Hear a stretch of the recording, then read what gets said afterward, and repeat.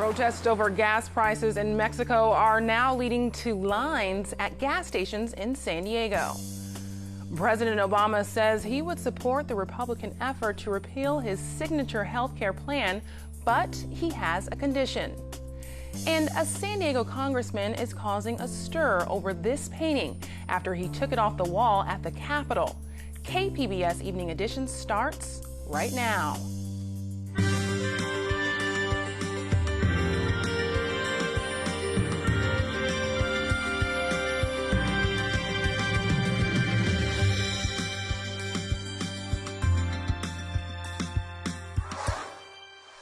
Good evening, and thanks for joining us. I'm Ebony Monet. A U.S. intelligence investigation finds Russian President Vladimir Putin ordered a hidden campaign to influence America's presidential campaign in favor of Donald Trump. This is the government's first formal allegation that Russian hackers hacked into the U.S. election. There's no suggestion that Russia affected the actual voting count or tampered with ballot machines. But the unclassified report says Russia broke into the email accounts of the Democratic National Committee and individual Democrats, including Clinton's campaign chairman, John Podesta, and paid trolls to make negative comments on social media sites. The president-elect has long been skeptical of intelligence agencies' claims Russia was involved. After receiving his briefing today, Trump released a statement saying the hacking had no effect on the outcome of the election. Congressman Duncan Hunter takes matters into his own hands. He physically removed a political painting hanging in the Capitol. A spokesman says he deemed it inappropriate. Hunter isn't the first person to complain about the painting showing police-community relations in Ferguson, Missouri, where officers are depicted as pigs pointing guns. The art was created by a Missouri high school student who took part in a congressional art contest. It was one of 100 artworks on display. Hunter reportedly unscrewed it from the wall and took it to the office of Missouri Representative William Lacey Clay, who sponsored the work. Hunter talked about the takedown on Twitter, saying, "Yes, I did." President Barack Obama says he'll support the Republican repeal of Obamacare if they can come up with something better. If something can cover all Americans, make sure that if they have a pre-existing condition, they can still get coverage. Make sure that prescription drugs are affordable. Encourage preventive measures to keep people healthy. That make sure that in rural communities, people have access to substance abuse care or mental health care. That Medicare and Medicaid continue to function effectively. If you can do all that cheaper than we talked about, cheaper than Obamacare achieves, and with better quality, and it's just terrific, I'm for it. Obama says Republicans shouldn't repeal the Affordable Care Act now and come up with something later. He warns that could take years or, even worse, never happen, leaving millions of people without health care. And congressional Republicans are now reaching out to California lawmakers and Governor Jerry Brown for advice on replacing the Affordable Care Act. Republican Minority Leader Kevin McCarthy sent letters last month with 9 questions requesting input based on California's experience with health insurance markets. In the letter, McCarthy says state leaders would be invaluable partners as Congress begins to tackle changes to Obamacare. Aides to Governor Brown have confirmed he received the letter and plans to reply. The proposed repeal of Obamacare could have devastating effects on people enrolled in the Medi-Cal program. And as KPBS health reporter Kenny Goldberg explains, it wouldn't just affect people living in Democratic strongholds. Millions of Californians have newly enrolled in Medi-Cal since eligibility was expanded in 2014. They will likely lose their coverage if Obamacare is repealed. Scott Graves is Director of Research for the nonpartisan California Budget and Policy Center. He says hundreds of thousands of those who would lose coverage live in districts represented by Republicans in Congress. Graves says that puts lawmakers in a tough spot. A lot of Republicans aren't really going to be happy about having to repeal the Affordable Care Act because it's going to get them in hot water with their constituents. Graves says, for example, 55% of people who live in Tulare County have Medi-Cal coverage. That's the highest percentage of any county in California. Tulare County is represented by 3 Republicans in Congress. Kenny Goldberg, KPBS News. A repeal of Obamacare would not only affect patients, but also the people who care for them. A new report from the Milken Institute says a repeal could cost California more than 330,000 jobs. The study says the healthcare industry would be the hardest hit, but there would also be losses in construction, real estate, and finance. Extra security in place tonight at San Diego International Airport following this morning's deadly airport shooting in Florida. Lindbergh Field officials say there has not been any specific threat, but additional security staff was brought in as a cautionary measure. Police have arrested a suspect in the shooting at Fort Lauderdale Hollywood International Airport. 5 people are dead, 8 more are hurt. Police say the suspect was a passenger on an arriving plane and he pulled a gun from his luggage and began shooting in the baggage claim area. Authorities have identified him as 26-year-old Esteban Santiago of Anchorage, Alaska, an Army National Guard veteran who served in Iraq. SeaWorld says its killer whale named Tilikum has died at its Orlando park in Florida. Tilikum was the orca that killed a trainer in 2010 and was profiled in the documentary Blackfish. The documentary helped sway people's opinion against keeping killer whales in captivity. SeaWorld announced last year it would end its orca breeding program. Theatrical showing of killer whales, the final show at SeaWorld San Diego, is Sunday. The public will have an opportunity Monday to weigh in on SDG&E's request to recover costs related to the 2007 wildfires. KPBS reporter Susan Murphy tells us this is the utility's second attempt to pass hundreds of millions of dollars to its ratepayers. The last time this issue was discussed at a public hearing, scores of people, including elected officials, spoke out against the proposed ratepayer increase. SDG&E officials expect the same this time around, but they'll argue the extreme weather conditions were out of their control. It's been nearly 10 years since the wildfires roared through San Diego County. State investigators from CAL FIRE found that SDG&E power lines started 3 of the fires that caused 2 deaths and destroyed 1,300 homes. SDG&E argues the fires were caused by winds that measured more than 100 miles an hour that day in October, not faulty equipment or negligence. Christopher Lyons is an attorney with SDG&E. In the Witch Fire, for instance, 2 of our power lines came together in the extreme Santa Ana winds, and that's a very unusual occurrence. And those are facilities that have been operating safely since 1960 when they were installed. SDG&E initially paid $2.4 billion to settle claims. The utility recovered some of that from its liability insurance and third-party settlements. What's left is $379 million. The utility is proposing to pass that cost on to its ratepayers. We're proposing to raise rates by approximately $1.70 for a typical residential customer over 6 years. The California Public Utilities Commission on Monday will allow the public to discuss whether SDG&E's operations and management of its facilities were reasonable at the time of the fires. The California Public Utilities Commission says no official action will be taken at the hearing. Reporting from Kearney Mesa, Susan Murphy, KPBS News.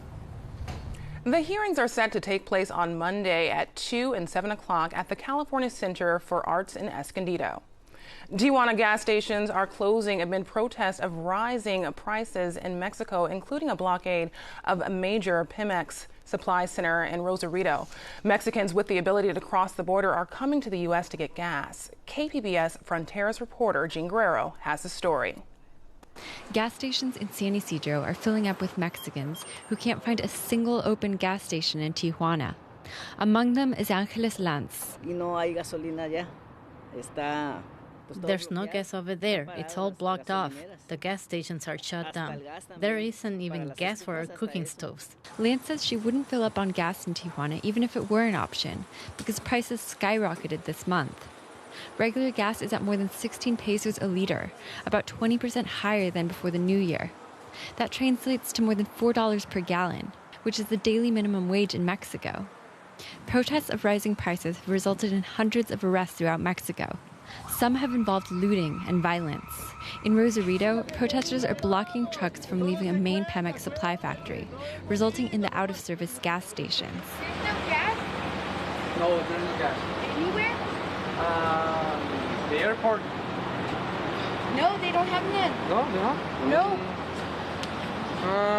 Which place will be good? What are you looking for? Gas. There's no gas anywhere.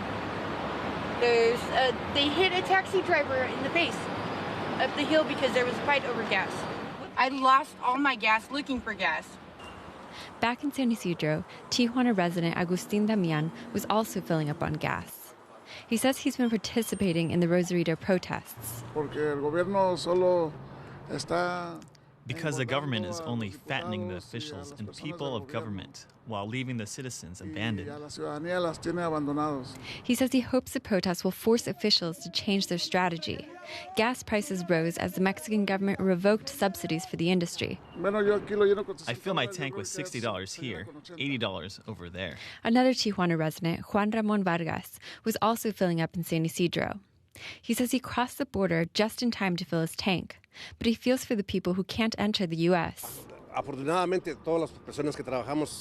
Fortunately, people who work here, it doesn't affect us. But people in Mexico, yes, it's obviously affecting them a lot. Jean Guerrero, KPBS News. On the roundtable, we continue to look into why Poway said no to an affordable housing project for vets, and why repealing and replacing Obamacare is turning out to be a huge problem. All that and more on the roundtable tonight at 8:30. California will become the first state to pay for a convicted killer's sex reassignment surgery. Shiloh Quine has been living as a woman in California's men's prison. Thursday, the 57-year-old is set to become the first U.S. inmate to receive a state-funded sex reassignment surgery. Quine will be transferred to a women's prison to finish her life sentence. She was convicted for the 1981 murder, kidnapping, and robbery of a Los Angeles father. 2 San Diego County hospitals are fined more than $100,000 for a death and an unplanned hysterectomy. The California Department of Public Health issued the lapse in care fines. In one case, Scripps Mercy Hospital was fined $100,000 for a 2014 case where a suicidal patient jumped out of a 10-story window. And in 2015, healthcare workers at Tri-City Medical Center in Oceanside left sponges in the abdomen of a woman who had a lost pregnancy. It led to an infection and an emergency hysterectomy, leaving the woman unable to bear children. The state fined Tri-City $47,000. Scripps officials say they've implemented new practices for identifying and dealing with suicidal patients. In both cases, state investigators found hospital safety policies weren't followed.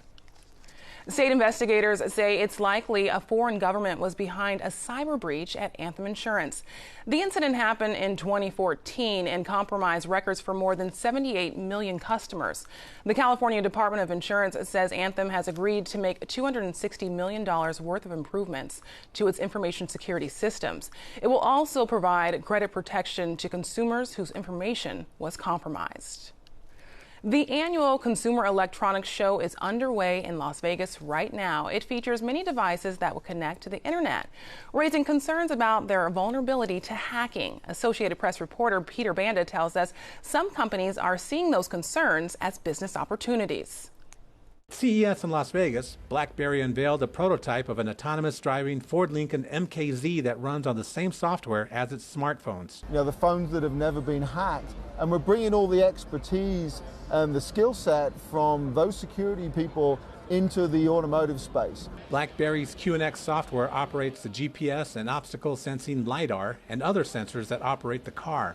QNX is, one of the growth engines for the company moving forwards, and we're investing very heavily in developing a lot of more advanced capabilities in thermostats. This year's CES features connected devices for the so-called Internet of Things, increasing concerns about security. Hackers in October were able to launch a cyber attack through unsecured internet-connected devices such as web cameras. So people have to be aware, and whenever they purchase any products, they have to make sure they purchase products who are secure, and they don't have any access to the internet to anybody that they want. Many of the companies at CES say security is a top priority, and they use secure cloud networks such as those operated or used by Amazon and Apple. Apple's HomeKit came first to mind because of the encryption. I got out of bed, that's the red, for a few minutes. Sleep Number's 360 smart bed is designed to make adjustments through the night to help users sleep better. Personal identifiable information is kept separate from your sleep data, so even if someone found something, it's not even juicy. Alexa, turn on all the lights. Common household items ranging from door locks to light bulbs are being outfitted with microchips. Hackers only hack things or exploit things where they can achieve some goal. And there are very limited goals in hacking light bulbs as far as I can see. But it has caught the attention of the Consumer Technology Association, which runs CES. I think there'll be a growing consumer trend to demand some level of certification or security, and we're looking at that as an industry. For now, the concerns are creating new opportunities for some companies to focus on making devices and cars safe from hackers. Peter Banda, Associated Press, Las Vegas. California schools barely pass. This according to a new national report. Education Week gives California schools a C-. That means according to this ranking, California K through 12 grade schools are some of the worst in the country. California is ranked 10th from the bottom of the list. The magazine says California public students scored below the national average in all categories. The state is also ranked 41st in the country for providing help to children in disadvantaged communities. Based only on standardized test scores, Education Week gives California an even lower grade, a D-. From college to classrooms in 4 years. That's the plan at San Diego State to help reduce the county's teacher shortage. Currently, studying to become a teacher in California takes at least 5 years. KPBS education reporter Megan Burks has the story. Beginning in 2018, some students in SDSU's School of Education would work toward their bachelor's degree and teaching credential at the same time. The school is designing the program over the next year. It would shave off 24 or so units and get students classroom experience as early as freshman year. The school's associate dean says graduates will be just as qualified as those on the traditional track, and they'll be filling a vast need. The Learning Policy Institute says California's supply of new teachers is at a 12-year low at a time when many veteran teachers are retiring. Several years ago, teachers were getting pink slips, and folks were, I think, discouraged by that news into becoming teachers. They thought maybe there wasn't a job there for them. That's completely turned around now. There's a huge teacher shortage in San Diego County and in the state of California and nationwide. SDSU is starting where the problem is particularly acute, finding teachers who are bilingual or teach special education, math, and science. And more than a fast track, having one year less of school to pay for could also help recruit more teachers from diverse, low-income communities. Megan Burks, KPBS News. From federal prosecutor to Superior Court judge, Laura Duffy was sworn in today in San Diego. Duffy has been the U.S. attorney in San Diego for more than 6 years. During that time, she prosecuted drug cartel leaders, terrorism cases, and a bribery scandal in the U.S. Navy. And Governor Jerry Brown appointed her as a judge last month. The race to replace Brown next year may include a former football star. Rosie Greer says he will run for governor. Greer is 84 now and a minister. After playing for the LA Rams in the 1960s, Greer became Robert Kennedy's bodyguard and subdued the man who killed Kennedy in 1968. I'm Judy Woodruff. On the next News Hour, my conversation with Secretary of State John Kerry on the Russian hacking report and much more. That's Friday on the PBS News Hour. Weather experts say California faces a storm of the decade. Northern and central parts of the state may get up to 5 inches of rain and up to 2 feet of snow in the mountains. Experts are worried more rain will hit the mountains, causing the snow to melt. Very concerned about the higher elevations. With that amount of rain falling on top of snowpack, the rivers are already running high and fast up there, and so all that water is going to be rushing down into the reservoirs. Saturday is expected to be a downpour, followed by a huge storm Sunday. Forecasters also anticipate more rain next week. State emergency officials are getting ready for potential disasters from the storm. They're organizing response crews around California. They're expecting flooding from some of the state's northern rivers.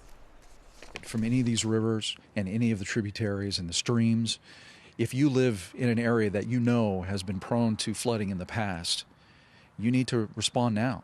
You need to get those sandbags. There are stations now that are offering sand and sandbagging, and they'll give them to you. Law enforcement is expecting to work overtime guarding evacuated properties and homes from looters. And San Diego is expected to get some rain too. Shanae Shocker has more in tonight's forecast. Happy Friday, and thanks so much for joining us here. Conditions across the West Coast will be very unsettled. We've been closely watching an area of low pressure, and you can clearly make it out here on satellite and radar. This disturbance is going to set up across the Pacific nearly stationary, pumping in lots of Pacific moisture, and that's going to generate just rounds of heavy rain across much of northern and central areas of California. Some of those showers can certainly make it all the way south into our city, into San Diego and our surrounding areas. So we definitely have to keep a close eye on this disturbance, because we can see some showers, maybe not tonight and maybe not tomorrow, but certainly by Sunday. Here's a look at satellite and radar closer to home. Really not too bad out there. In fact, it should be a very nice Friday night with some clouds pouring on in and temperatures right around 50. As we take a look at the rest of the county, really not so bad. We'll see partly to mostly cloudy skies from Long Beach to Oceanside. As far as temperatures go, 40s. We do have some 50s popping up, even some 30s as we head towards Campo, 36 in Mount Laguna, 40 in Borrego Springs. And here is what's in store for tomorrow. As I mentioned, this is deep tropical moisture that will be flooding over into California, bringing heavy rain across northern and central portions of the state. Even some high elevation snow expected, anywhere between 6 to possibly 12 inches of snow possible across the Sierras. And then we are looking at just showers, and some of those showers can certainly impact San Diego, especially as we head towards the afternoon hours of Saturday. So for a good chunk of the day, lots of thick clouds, temperatures in the coast at around 68 degrees. By Sunday, we're over with it. It's going to turn out partly sunny, a little bit warmer with temperatures climbing to 72. And then here we go again on Monday, but this time we're actually forecasting for the chance of rain. So heavy rain possible as we kick off the new work and school week. Further inland, temperatures in the 70s. Once again, showers possible late in the day on Saturday. Showers coming to an end just in time for the second half of the weekend. It'll be warmer with temperatures in the upper 70s, and then the chance of rain arriving by Monday. In the mountains, very similar, but highs here are a little bit cooler. We'll be in the 50s on Saturday, upper 50s and drier by Sunday, and then rain with a bit of a breeze and cooler temperatures into the day on Monday. We're drying out nicely for Tuesday. That trend continuing midweek as we head towards the desert. Quite similar, the pattern. We're going to notice lots of clouds. The chance for a shower certainly possible. Drier and warmer on Sunday, and we're staying in the 70s for the start of the weekend. For KPBS, I'm Larissa Abreu. U.S. officials are working on a plan to expand fish farming, known as aquaculture, into federal waters around the Pacific Ocean. AP reporter Krista Fourier shows us one effort. Fish farming has been part of Hawaiian culture for centuries. Handmade walls with slotted gates along the shoreline trap small fish in these ponds. They'll make this place their home until they grow large enough and they're ready to spawn, but they can't come out, so now they just become harvestable size. You don't try and adapt the natural system to work for you or to put out certain numbers for you. As worldwide consumption and traditional commercial fishing threaten wild fish populations, the ancient practice is being closely looked at as a sustainable local option out in the open ocean, where the National Oceanic and Atmospheric Administration wants to expand fish farming, or aquaculture, into U.S. federal waters around the Pacific. Researchers are currently working with this fish farm off the shore of Kona, Hawaii, to create a plan for managing commercial fish farms in federal waters. Here, Hawaiian kampachi, a popular local staple, are grown in large ocean net pens. NOAA says the currents help diminish nutrient buildup from the penned fish and benefit growth. We'd rather have these U.S. companies pursuing these U.S. opportunities in a sustainable, environmentally sound way. But some conservation groups are scrutinizing the government's backing of industrial open ocean farming. They cite pollution risks, the use of antibiotics, and say non-native farmed fish could escape and enter the natural population. We have to make a choice with aquaculture. What are we trying to do? Is our goal to feed a large number of people, or is our goal to create or to serve a luxury market? Aquaculture systems have existed for decades in state waters, providing shellfish and fish like salmon for consumption, but not without their own environmental concerns. We need to protect the systems that keep us alive. A challenge amplified by an increasingly hungry planet. Krista Fourier, Associated Press. You can find tonight's stories on our website, kpbs.org/evening edition. Thanks for joining us. Have a great night.